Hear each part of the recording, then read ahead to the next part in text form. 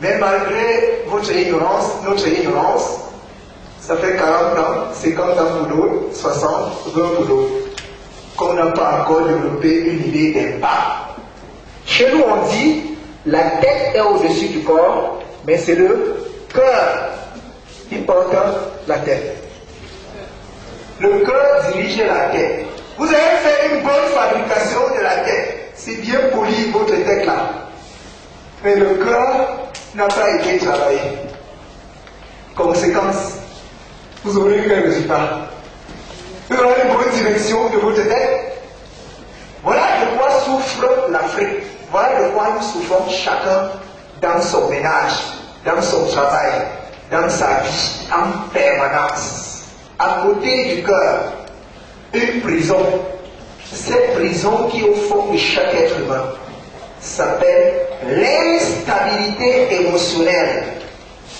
Oui. Quelque chose vous dérange dans votre cœur. Vous êtes instable. C'est qu'il y a la guerre dans votre cœur. Il y avait un homme au nom de Frère Boigny et il a dit, la guerre commence au cœur des hommes. Et c'est là-bas qu'il faut aller la terre. Et à côté de lui, il y a un autre sage, le guide spirituel tibétain, le Dalai Lama. Le Dalai Lama a dit, si l'individu ne devient pas pacifique, la société qui est la somme des individus ne le sera jamais. Car les guerres entre nous, c'est juste les conséquences de nos amours ratés. C'est tout. Mais comme on n'a aucun système d'instruction pour maîtriser le cœur et lui permettre une bonne harmonie avec la tête, on échoue. Bref, pour conclure tous ces rappels, nous dirons ceci.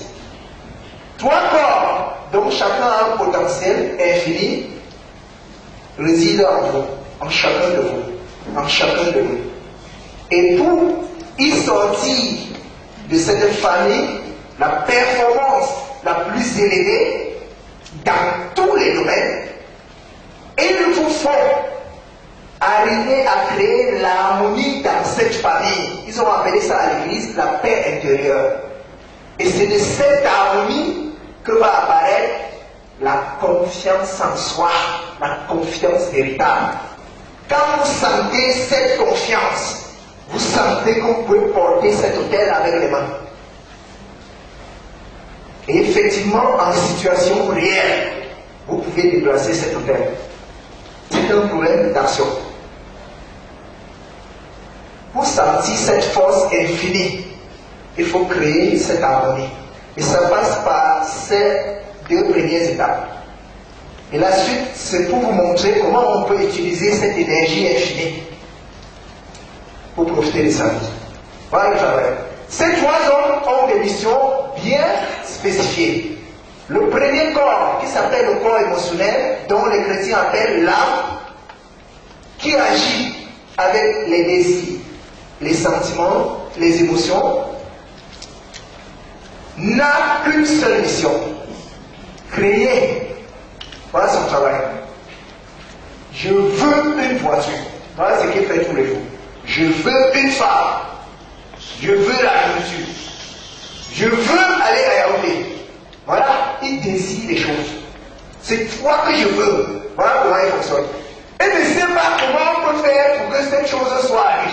Mais il sait une chose, je veux. Il est comme l'enfant que vous avez à la maison. Et malheureusement, l'enfant a fait des choses qu'on ne pouvait pas faire. Oui. Si vous poursuivez ce travail, vous allez sentir que votre enfant a une force que vous n'avez pas. Que votre enfant réalise des choses que vous ne réalisez pas à cause de ça. Je veux. Et son travail est fini. Et il y a un autre monsieur qui va prendre le pouvoir. Et celui-là s'appelle le corps mental. Les chrétiens l'appellent l'esprit. Souvent on vous embrouille avec ça. C'est le temps de tirer tout ça au clair. Le corps mental, c'est l'esprit. On dit les œuvres de l'esprit, parlant des livres, ce qui sont là, parlant des œuvres d'art, les œuvres de l'esprit. Et quel est son travail dans la réalisation des œuvres? Il ne crée pas, il ne réalise pas. Qu'est-ce qu'il fait? Il ce qui a été créé par le corps émotionnel, il fait un plan, c'est un architecte, et il réfléchit, c'est un mathématicien, il fait un plan pour obtenir ce que l'autre a créé. Voilà, monsieur le cœur, monsieur l'amour, voilà comment on va réaliser ton plaisir. Et son travail est fini. Quand il a fini son plan, il dépose, il croise les bras et l'attend. C'est là un troisième monsieur en vous entre en action. Ce monsieur, c'est le corps physique. Et son territoire, c'est les paroles et les âmes. Il ne peut pas créer, il ne peut pas planifier. Il sait faire que l'exécution. C'est un robot, un ouvrier. Qu'est-ce qu'il y a à faire?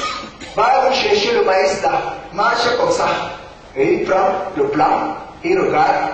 Si le plan est mal placé, il va apporter un mauvais résultat. Voilà comment ça fonctionne. Il est temps de ne plus chercher. Commencez à utiliser le temps. Vous connaissez maintenant la Genèse.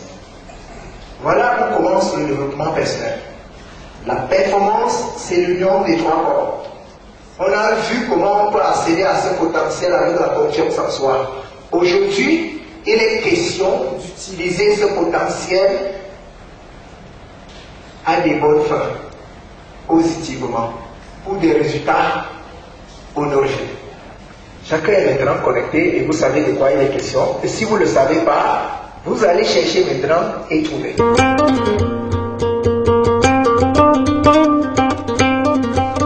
Je vais vous inviter à ce processus des ateliers. Chacun a le même potentiel pour l'action qu'on va dérouler ici. C'est votre tour de prendre le pouvoir. Si vous voulez que la vie vous sourie, accordez-lui d'abord votre bonne. Voilà. Vous avez là l'ensemble des outils qu'il faut pour diagnostiquer vos compétences sur tous les plans. Il y en a 17. Le premier groupe, il y en a 6. Ce premier groupe est très important pour le niveau où on se trouve à l'heure actuelle. Il permet d'évaluer, d'analyser et d'optimiser le potentiel personnel infini. Il y a 6, on ne va pas les citer, ça va vous faire du temps pour rien. Vous avez ça dans les livres. Ensuite, il y a le deuxième groupe en termes de relations politico-socio-professionnelles. Et là, sa mission, c'est définir pour vous la bonne adéquation profit-job. Entre patron et employeur, on chante ça depuis. Il y a le travail, il y a aussi les débouchés. Mais il y a un problème d'adéquation profil-job. Les bons gars qui sont sortis de l'université avec les bons diplômes ne sont pas aussi bons pour les bons postes de travail disponibles. Conséquence, on continue à chercher. Maintenant que tu as la bonne adéquation profil-job, c'est-à-dire le profil des métiers et des missions dans lesquels tu peux être excellent avec ton potentiel infini. Il te reste maintenant à mesurer ta performance. Et là, il y a 5 tests pour l'évaluation de la performance. Le premier porte sur la motivation, votre degré de motivation. Si on n'est pas motivé, on ne fait pas. Je suis parce que je suis motivé pour ça. Ceux qui sont ici sont motivés pour ce travail. Ceux qui ne sont pas ont manqué de motivation. Mais si vous faites des grandes choses, c'est parce que vous avez une grande motivation. Vous ne le saurez pas si vous êtes capable de grandes choses si vous ne faites pas une évaluation de votre motivation. Car de la motivation va sortir la possibilité de créer des visions. Les grands réalisateurs, les grands mentors, les hommes d'impact, c'est des visionnaires. Martin Luther King était un. Jésus, c'est un visionnaire. Mandela, c'est un visionnaire. Les grands hommes, ils voient dans 50 ans. Pour y arriver, ils passent par la motivation. On parle là-bas de la création, du développement d'une vision. Mais c'est le test là qui montre si vous êtes capable ou pas. Ensuite, il y a la résistance au stress. monde sait que le stress à l'heure actuelle dans le monde, c'est l'une des gangrènes qui cause l'échec des hommes. Ce n'est pas une bonne chose. Si vous avez des idées, 60 000 chaque jour qui ne se réalisent pas, c'est à plus de 60% à cause du stress. Vous pourrez changer ça. À côté, vous avez l'adaptabilité. Là où on échoue, c'est parce qu'on a manqué de s'adapter. La femme là qui t'échappe, tu n'as pas pu t'adapter à elle. C'est aussi simple que ça. Le travail là qui t'échappe, tu as manqué d'adaptation. Le projet qui t'échappe, c'est par manque d'adaptabilité. Mesure d'abord ton degré d'adaptabilité et ensuite exploite pour te construire. Tu peux améliorer ton adaptabilité. Le degré d'aptitude au succès. Tout le monde veut réussir. L'homme qui fait le succès est apte. Et ça se mesure. Enfin, il y a la force de persuasion. Il y a plusieurs styles de persuasion. Et votre capacité à impacter les hommes dépend de votre persuasion. On parle de performance. Et si tu es apte au succès, tu peux réussir. Mais il faut passer par les hommes. Et tout va se jouer sur ta capacité à les persuader à adhérer à ton projet, à ta mission. Persuader ton mari à adhérer à ta vision, ta femme à adhérer, tes enfants à adhérer. Si ça bouge, parce qu'on n'est pas capable de persuader. Il s'agit de convaincre. De Gaulle, c'était un simple homme, mais par sa capacité à communiquer, il a amené les gens à libérer la France. Et il y avait un homme qui s'appelait Gandhi. Gandhi était un simple soldat, il a commencé en Afrique du Sud, avant de rentrer dans son pays, maigre. Et quand Gandhi ouvrait sa bouche, il déplaçait 3 millions de personnes derrière lui. Les gens abandonnaient femmes, boutiques, voitures, argent, affaires pour suivre Gandhi dans ses meetings politiques, dans ses meetings spirituels, à cause de sa capacité à persuader. Tous les grands hommes ont ça. Si vous n'avez pas, vous avez fait votre choix. Et quand le résultat vient, soyez aussi content de votre mauvais résultat parce que c'est votre choix. Si on est ici ce soir, c'est parce que vous prévoyez un certain type de résultat. Et vous voulez vous préparer pour ça. Et je suis content et nous ferons ce travail. Voilà pour ces audits.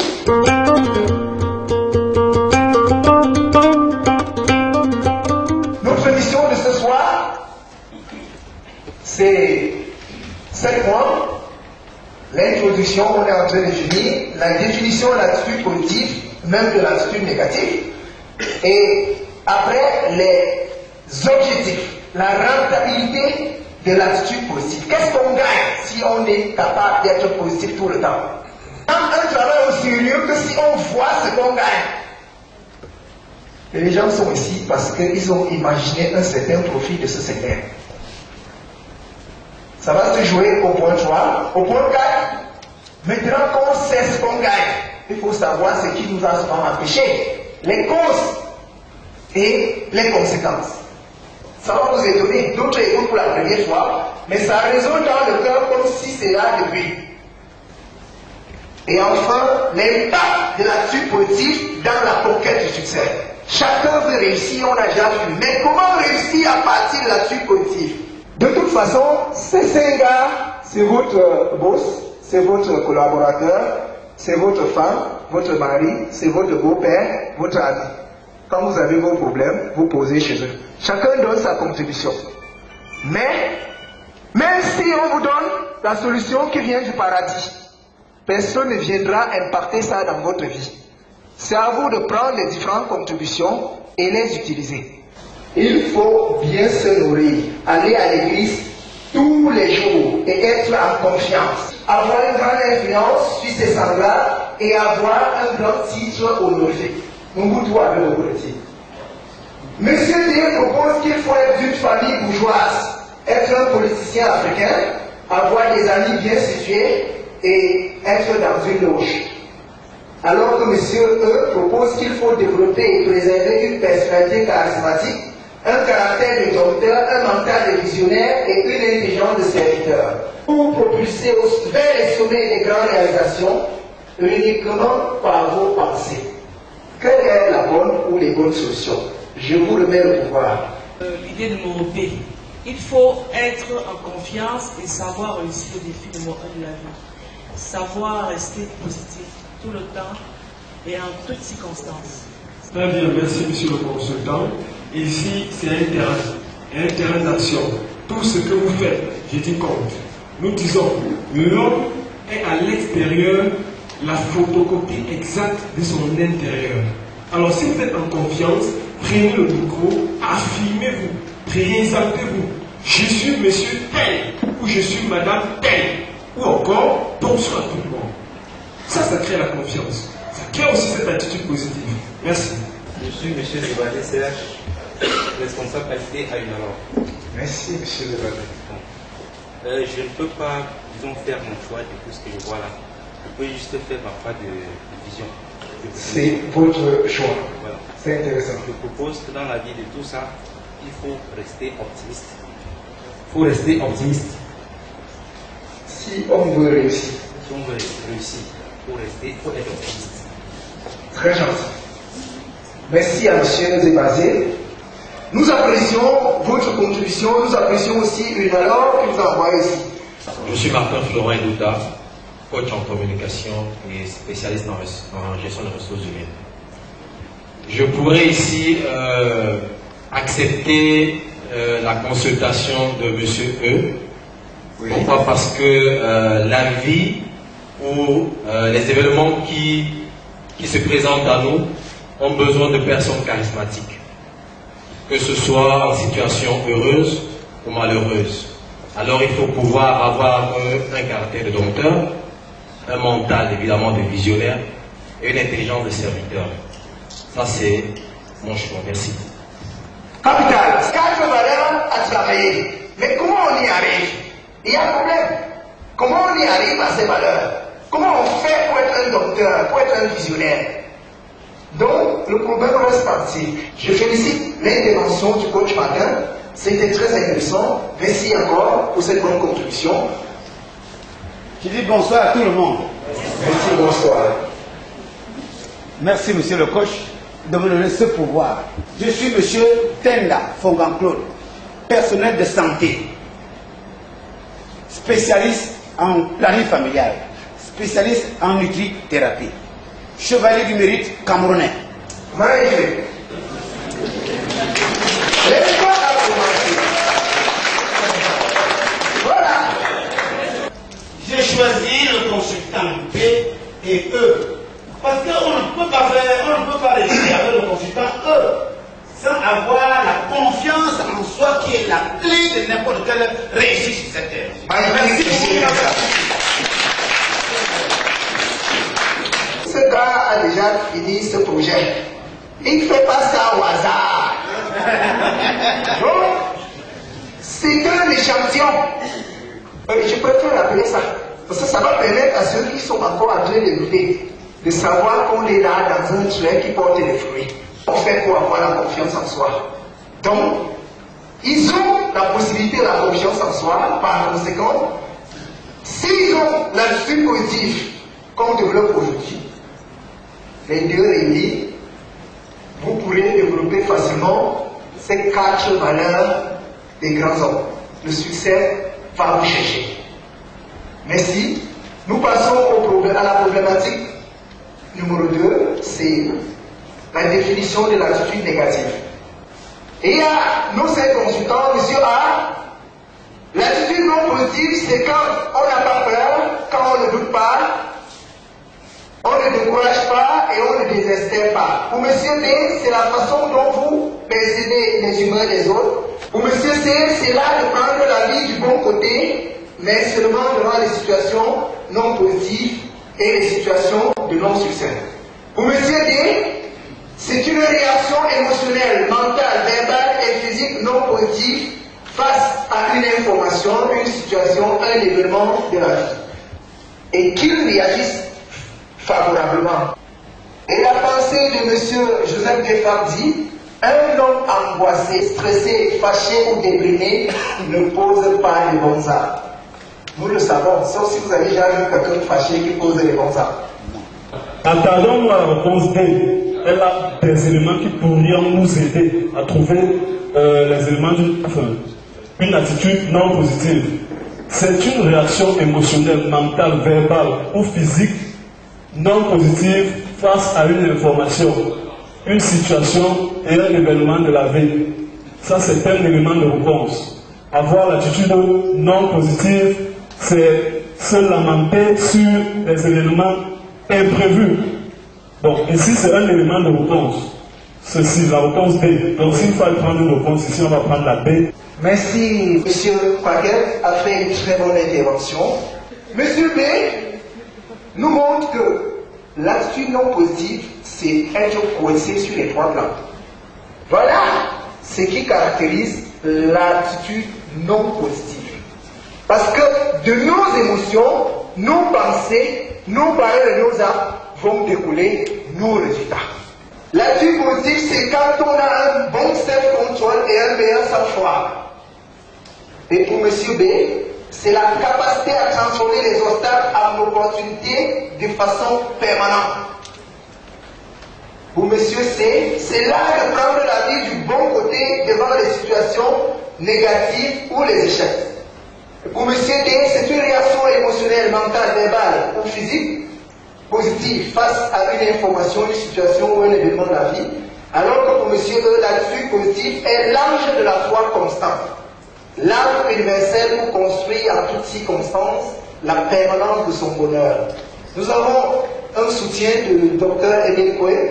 Je suis Rachel Etungu, je suis à Activa, je suis au département marketing et communication. Pour répondre à la question, qu'est-ce que l'attitude positive? Je choisirais deux réponses.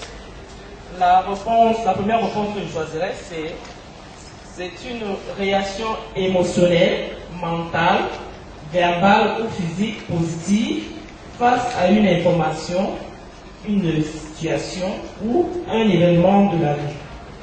Comme vient de nous dire notre coach, donc ça dépend de nos émotions, de notre mental, et de nos actes et de nos paroles. Donc notre attitude dépend de tout ça. Et la deuxième réponse,